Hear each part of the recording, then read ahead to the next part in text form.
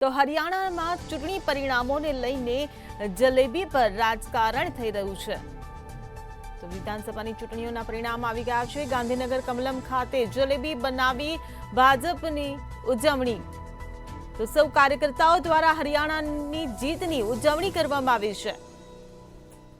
ત્યારે હરિયાણાના પરિણામોને લઈ ગુજરાત બીજેપીએ ઉજવણી કરી છે। CR પાટીલ, CM ભૂપેન્દ્ર પટેલ, હર્ષ સંઘવી ખાસ ઉપસ્થિત રહ્યા।